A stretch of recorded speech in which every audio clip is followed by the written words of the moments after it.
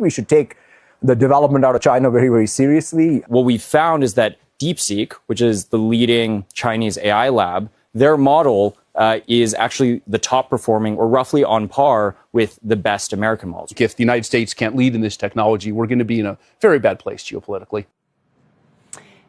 Each of them extremely influential CEOs working in AI. They mentioned DeepSeek by name. And so we've been digging into this lab that's very mysterious and also the breakthroughs that has everyone talking. We'll be publishing our long-form Tech Check take tomorrow morning, diving into what it all means. So don't miss that, Kelly.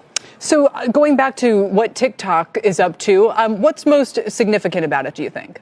The cost. I mean, these models coming out of China are just built at a fraction of the price. When you think about OpenAI that's spending $5 billion a year, burning through billions of dollars a year, these models, the DeepSeek one, for example, they say they built it for less than $6 million. ByteDance as well. You know, it shows that it was built and you can access it at much, much lower prices. So this really turns on sort of this truth that we have thought about generative AI for the last few years, and that you need hundreds of millions of dollars to develop bigger and better models. What the Chinese labs and companies are doing is they're going straight to the frontier. They're building with sort of infrastructure and outputs that are already out there, built in many cases by American companies and startups, and they're improving on it. They're innovating on it and producing models that are just as good in some cases at a fraction of the cost. So maybe we don't need to buy the nuclear stocks after all. Maybe we don't need 1 million GPUs down in Abilene. It's a good question. Interesting. And it does raise a lot of questions even about Project Stargate, right? What kind of infrastructure are we building here?